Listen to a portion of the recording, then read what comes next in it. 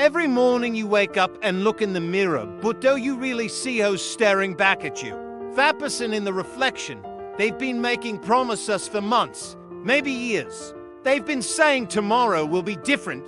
They've been whispering lies about starting next week, next month, when things get easier. But here's what that mirror won't tell you. It's not going to get easier. Life doesn't hand out participation trophies for good intentions. You know that feeling when you are lying in bed at night and your mind starts racing? That's not anxiety talking. That's your soul screaming at you because you're wasting the only life you've got. I met a man once, well-worked construction for 30 years. Every day he'd show up at 5 in the morning, rain or shine. One day I asked him why he never complained about the early hours. He looked at me with hands covered in callus and said, "Son, the sun doesn't wait for me to feel ready. Neither should I." That's when it hit me. We've been waiting for permission to live our own lives. You see, there's this thing called the comfort zone, and it is the most dangerous place on earth. It's where dreams go to die slowly. It's where you convince yourself that mediocrity feels safe. But safety is an illusion when you're not moving forward. A ship in harbor is safe, but that's not what ships were built for. The Stoics understood something we've forgotten. They knew that every day you don't act on your potential, you're choosing to betray yourself. Marcus Aurelius wrote his thoughts while leading an empire and fighting wars. He didn't wait for a perfect moment. He didn't have a life of his, just did what needed doing. So right now, in this very moment, that person in the mirror is asking you a question. Are you going to keep making excuses? Or are you finally going to show up? Because I promise you this world is not going to pause its rotation while you figure out your feelings. Time keeps moving, and every second you hesitate is a second you'll never get back. There's a woman I know who lost everything was in her life.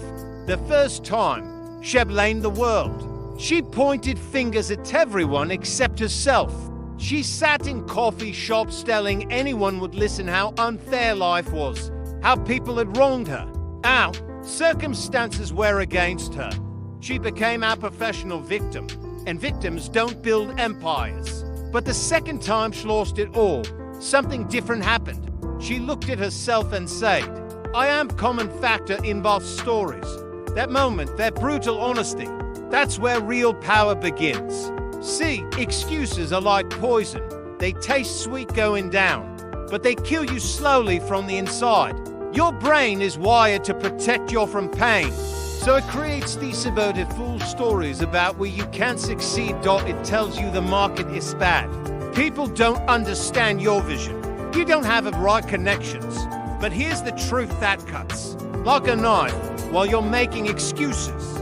Someone else with less talent and fewer resources is making moves. Scientists have studied this thing called learned helplessness. They put dogs in a cage where they couldn't escape electric shocks. Later, when they opened the cage, the dogs just lay there taking the pain, even though they could walk away. That's what excuses do to you. They teach you to accept suffering when freedom is right in front of you. The Stoics called this the dichotomy of control. There are things you can control and things you can't. You can't control the economy, other people's decisions, or whether it rains tomorrow. But you can control your effort, your attitude, and your next action. Every excuse you make is energy wasted on things outside your control. That woman I mentioned, she rebuilt her life by changing one simple thing. Instead of asking why me, she started asking what now. Instead of explaining why she couldn't, she focused on what she could. She stopped being the narrator of her problems and became the author of her solutions. Your excuses are not protecting you, they're imprisoning you. Picture this: a blacksmith stands before his forge, hammer in hand, watching metal glow red hot. He doesn't wish the metal was already perfect. He doesn't complain about the heat. He understands that pressure and fire create strength.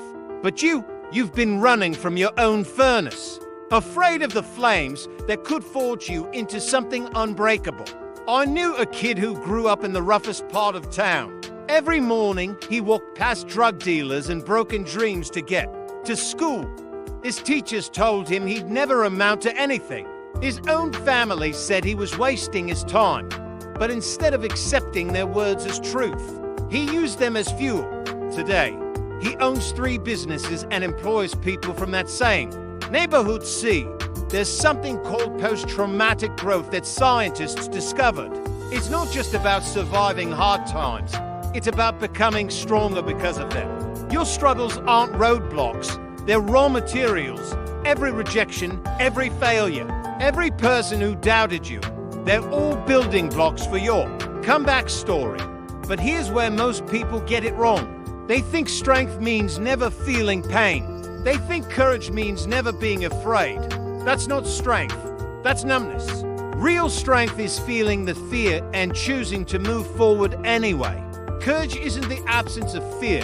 It's action in spite of fear. The Stoics knew this secret. Epictetus was born a slave, yet he became one of history's greatest philosophers. He said, "Every new beginning comes from some other beginning's end." Your current situation isn't your final destination. It's just the raw material for your transformation right now. You have 2 choices. You can keep avoiding the heat, staying soft and shapeless, or you can step into your own furnace and let the pressure forge you into something extraordinary. The blacksmith doesn't apologize to the metal for the fire. He knows that without the flames, there can be no strength. Your struggles aren't punishing you. They're preparing you. 3 in the morning. The world is asleep, but there's a runner lacing up her shoes in the dark. Her body is screaming for more sleep. Her mind is making deals about starting tomorrow. But champions aren't made when everyone's watching. They're forged in the quiet moments when no one will know if you quit. This is what separates the dreamers from the doers. Dreamers work when they feel like it. Doers work especially when they don't. There's a study that tracked successful people for 20 years. The researchers found one thing in common. It wasn't talent, luck, or connections. It was their willingness to do what others wouldn't do when others wouldn't do it. Your competition is sleeping right now. They're hitting the snooze button, making excuses, waiting for Monday to start fresh. But you have a choice to make right here, right now. Are you going to join them in the land of someday? Or are you going to separate yourself from the pack? Every moment you choose comfort over growth, you're choosing to stay exactly where you are. I met a man who built $1 million business working nights after his day job. His kids were asleep. His wife thought he was crazy. His friends called him obsessed. He sacrificed his comfort for his vision. For 3 years, he lived like most people won't, so he could live like most people can't. While others watched Netflix, he built his empire one late night at a time. The Stoics understood this principle deeply. They practiced voluntary discomfort, doing hard things when they didn't have to. Marcus Aurelius would sleep on the ground, sometimes not because he was poor, but because he knew comfort makes you weak when you need to be strong. So here's your moment of truth. When that alarm goes off tomorrow, when your body wants to stay in bed, when your mind offers you 1,000 reasons to wait, remember this: greatness is not an accident. It's a daily choice made in moments when no one is looking. The question isn't whether you can do it. The question is whether you will. There's an old story about a man who planted a tree he would never sit under. When asked why, he said, "I'm not planting this tree for me. I'm planting it for the person I'm becoming." Every choice you make today is either building that person up or tearing them down. You're either growing or you're dying. There's no middle ground. 10 years from now, you'll meet someone. That someone is the future version of yourself. They'll either thank you for the choices you made today, or they'll curse you for the opportunities you wasted. Every day you delay, you're stealing from that future person. Every day you push forward, you're giving them a gift. I watched a woman transform her entire life in 18 months. She started as a single mother working 2 jobs, barely making ends meet. But she had a vision of who she could become. Every morning, she'd look at a picture of her dream life, and ask herself, what would that woman do today? She didn't wait to become her. She started acting like her immediately. This is what psychologists call identity-based habits. You don't just want to lose weight. You become the type of person who takes care of their body. You don't just want to be successful. You become the type of person who does what successful people do. Your actions create your identity, and your identity shapes your destiny. The Stoics believed in something called memento mori. Remember, you will die. But they didn't say this to scare you. They said it to wake you up. Your time here is limited. Every sunrise is a countdown. You can't save time for later. You can only spend it wisely now. So as we end this journey together, I want you to make a promise, not to me, but to that future version of yourself. Promise them that you won't waste another day making excuses. Promise them that you'll do the work when nobody's watching. Promise them that you'll become the person they deserve you to be, because they're counting on you. And deep down, you know they're worth fighting for.